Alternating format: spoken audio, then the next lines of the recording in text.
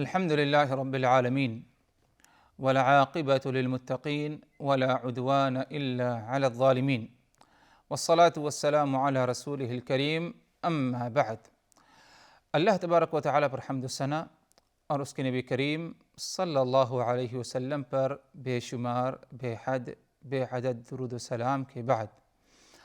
محترم ناظرین، شرح احادیث احکام کے اس سلسلے وار پروگرام میں ہم آپ کی خدمت میں حاضر ہیں۔ السلام علیکم ورحمۃ اللہ وبرکاتہ۔ ناظرین کرام، اس دنیاوی زندگی میں انسان بسا اوقات مجبور ہو جاتا ہے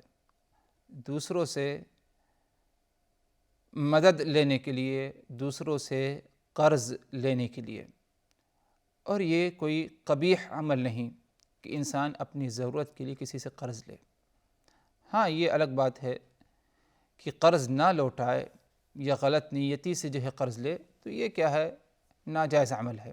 ورنہ انسان کو اگر ضرورت ہے اور مجبور ہے کسی سے قرض لینا چاہے میعاد مقرر تک، تو اس میں کوئی حرج نہیں۔ رسول اللہ صلی اللہ علیہ وسلم نے خود قرض لیا ہے۔ قرض خواہ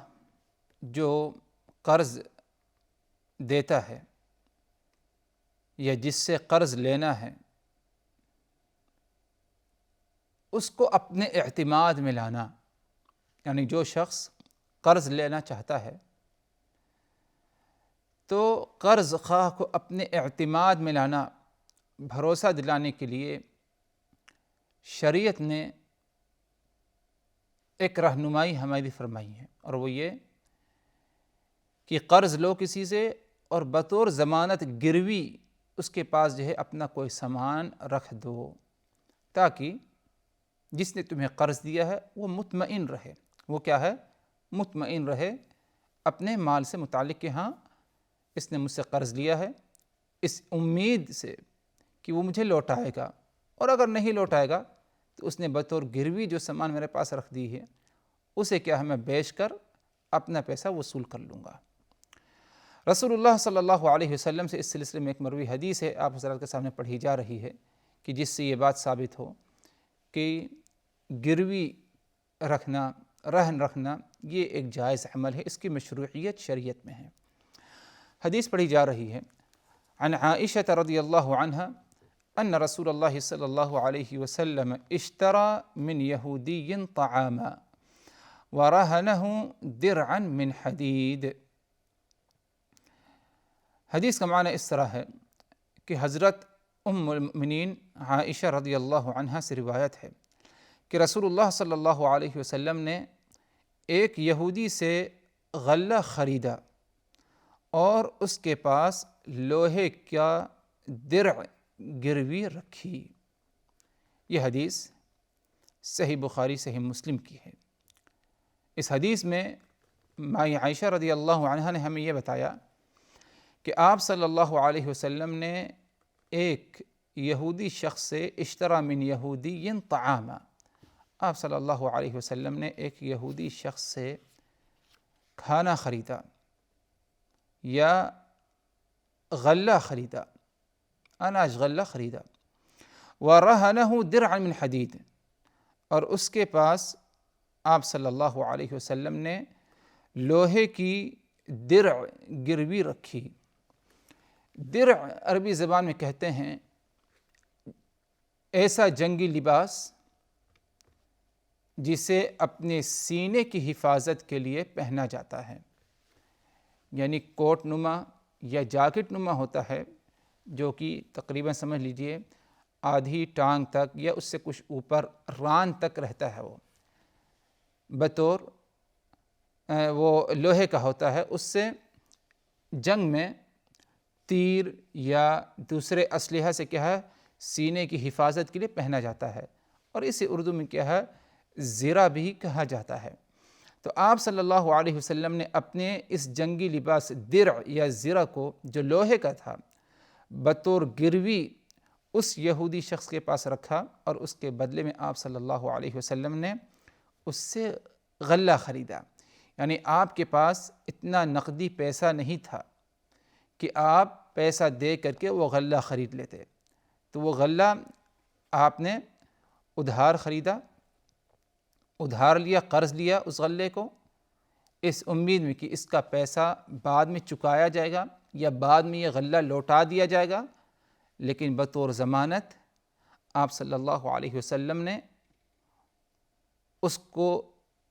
اپنے بھروسے میں اور اعتماد میں لانے کے لیے آپ صلی اللہ علیہ وسلم نے اپنا درع، اپنا زرہ، اپنا لباس اس کے پاس کیا ہے جو لوہے کا تھا بطور گروی آپ صلی اللہ علیہ وسلم نے اس کے پاس رکھا. تو اس معاملے سے یہ بات ثابت ہوئی حضرات کہ گروی رکھنا معاملے میں،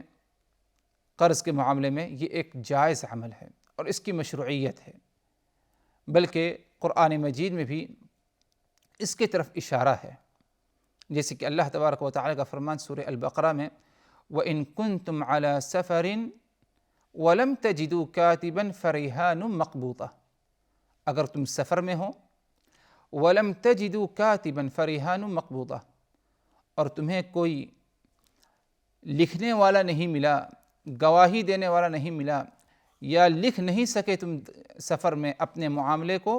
فَرِهَانٌ مَقْبُوضَةٌ، تو ایک گروی ہو جو قبض کر لے قرض خواہ. یہ سفر کا معاملہ ہے کہ سفر میں اگر کسی نے کسی سے قرض لیا یا کوئی سامان لیا ادھار کے طور ادھار لیا تو گروی اس کے پاس کیا ہے رکھ دے. یہ سفر کا معاملہ ہے. اس پر تو تمام اہل علم کا اتفاق ہے کہ سفر میں گروی رکھنا، رہن رکھنا یہ جائز عمل ہے. لیکن اگر غیر سفر ہو یعنی حضر کا معاملہ ہو، مقیم ہے انسان، تو کیا اس حالت میں بھی گروی رکھنے کی اجازت ہے؟ جی ہاں، اس کی اجازت ہے اور جمہور نے اس کی اجازت دیا ہے. دلیل رسول اللہ صلی اللہ علیہ وسلم کا عمل کہ آپ صلی اللہ علیہ وسلم نے ایک یہودی شخص سے غلہ خریدا، اناج غلہ خریدا، ادھار لیا. آپ کے پاس نقد پیسہ نہیں کہ آپ اسے دے دیں اور اس کے بعد آپ صلی اللہ علیہ وسلم اس سے لے، بلکہ آپ نے ادھار لیا بطور گروی. آپ صلی اللہ علیہ وسلم نے اس یہودی شخص کے پاس آپ صلی اللہ علیہ وسلم نے اپنا درع رکھا، یعنی لوہے کا جو زرہ تھا، درع تھا، آپ صلی اللہ علیہ وسلم نے وہ اس کے پاس کیا ہے رکھا. تو اس سے یہ بات ثابت ہوئی کہ اگر سفر میں نہ ہو اور قرض لیا کسی نے، مقیم ہے اپنے علاقے میں، تو گروی یا رہن رکھ سکتا ہے. اور جیسے کہ جانتے ہیں حضرات کہ اس رہن یا گروی کا مقصد کیا ہے. اس کا مقصد واضح ہے اور وہ یہ کہ اگر قرض نہیں چکا سکا بندہ تو اس کے جو سامان بطور گروی رہن قرض خواہ کے پاس ہے اس کا حق ہے، اس کو اجازت ہے کہ اسے بیچ کر اپنی قیمت کیا ہے وصول کر لے. ادھر یہ شرط نہیں کہ جس قیمت کا تم نے یا جو قیمت تم نے ادھار لی ہے اسی قیمت کے برابر کوئی سامان گروی رکھو، بلکہ اس سے کم ہو یا اس سے زیادہ ہو، قرض خواہ راضی ہے آپ جو ہے رکھ سکتے ہیں. اگر خود نخواستہ قرض نہیں چکا سکا یا ٹال مٹول کا معاملہ کر رہا ہے جان بوجھ کر اور قرض ادا نہیں کر رہا ہے، لوٹا نہیں رہا ہے صاحب مال کو، قرض خواہ کو اس کا مال، تو ادھر گروی اگر بیچ دے صاحب مال اور جو گروی بیچنے کے بعد قیمت آئی ہے وہ قیمت قرض کی قیمت سے زیادہ ہے تو جتنا اس کے قرض کی قیمت ہے وہ اپنے پاس رکھ لے اور جو زیادہ پیسہ ہے وہ کیا ہے اس کو کیا ہے لوٹا دے جس نے اس سے کیا ہے قرض لیا تھا. ہاں یہ بات الگ ہے کہ اور بھی دیگر کچھ شرطیں کیا ہے پائی جاتی ہیں جس کی تفصیل میں جانا نہیں چاہتا، لیکن یہ ایک عام تصور دینا مقصد تھا ادھر کہ گروی اور رہن رکھنا یہ ایک مشروع عمل ہے جس کی اجازت کتاب و سنت سے ہمیں ملتی ہے، سفر میں بھی اور غیر سفر میں بھی. اس حدیث میں اگر دیکھا جائے تو آپ صلی اللہ علیہ وسلم نے گروی جو رکھی تھی وہ درع یعنی آپ صلی اللہ علیہ وسلم کا زرہ تھا، لیکن اگر کوئی اور چیز رکھنا چاہے بطور گروی تو اس کی اجازت ہے۔ کسی نے کسی سے ادھار پیسے لیے، مثال کے طور پر 25-30 ہزار درہم، اور بطور گروی اس نے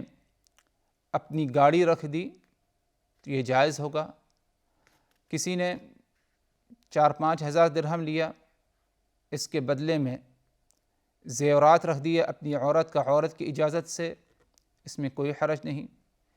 کسی نے 1000-2000 لیا، اس کے بدلے گروی اس نے اپنا موبائل رکھا، موبائل فون، اس میں کوئی مضائقہ کوئی حرج نہیں ہے۔ اور جس کے پاس گروی رکھی گئی ہے اس پر یہ بات ضروری ہے اس کے لیے کہ اس کی حفاظت کرے اور بغیر اجازت اس کے کیا ہے استعمال نہ کرے، اور اگر حفاظت میں لاپرواہی ہوئی ہے اور وہ مال ضائع ہو گیا یا اس کو نقصان پہنچا تو ادھر وہ کیا ہے ضامن ہے، اور وہ اس کا کیا ہے ذمہ دار ہے، کیونکہ اس نے اس حفاظت میں کیا ہے کمی کی تھی اور حفاظت میں خلل پایا گیا۔ تو حفاظت ہو، ہاں اگر نہ چاہتے ہوئے یہ حفاظت کے باوجود کوئی آسمانی آفت آ جائے، طوفان، سیلاب یا کوئی اور معاملہ آ جائے، آگ لگ جائے، تو ایسی حالت میں وہ ضامن نہیں ہے، ورنہ عام حالات میں اگر اس بات کا ثبوت ملتا ہے، اشارہ ملتا ہے کہ لاپرواہی ہوئی ہے، تو ایسی حالت میں وہ ضامن ہوگا قرض خواہ، اور اس میں کیا ہے اسے کیا ہے اس کی قیمت کیا ہے چکانی ہوگی۔ تو آپ صلی اللہ علیہ وسلم نے ایک شخص سے، اور یہ یہودی مذہب سے اس کا تعلق تھا، اس سے آپ صلی اللہ علیہ وسلم نے غلہ خریدا، اناج خریدا، اور اس کے بدلے آپ صلی اللہ علیہ وسلم نے اپنا زرہ اس کے پاس بطور گارنٹی یعنی یہ ہے بطور رہن یا گروی آپ صلی اللہ علیہ وسلم رکھا۔ حضرات اگر دیکھا جائے اس حدیث میں اور بھی دیگر کچھ فائدے ملتے ہیں جس کے بارے میں ہم کو سمجھنا ضروری ہے۔ ایک اہم فائدہ یہ ہے کہ آپ صلی اللہ علیہ وسلم اس دنیاوی زندگی میں زاہد تھے، زہد کی زندگی آپ صلی اللہ علیہ وسلم کیا ہے گزارا کرتے تھے، حالانکہ آپ کے پاس اس بات کی استطاعت طاقت تھی کہ آپ اپنے پاس مال کو جمع رکھیں، صاحب مال بنیں۔ اب اللہ تبارک و تعالی سے جو مانگتے اللہ آپ کو ضرور نوازتا،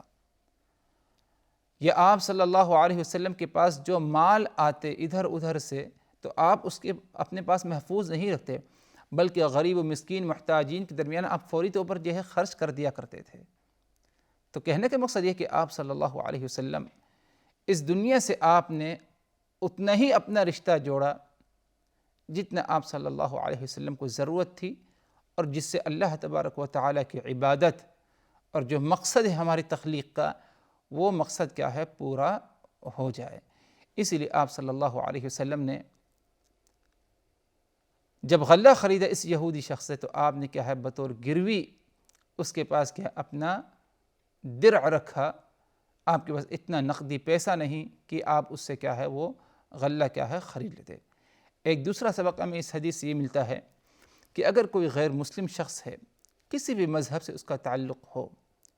چاہے یہودی ہو، نصرانی ہو،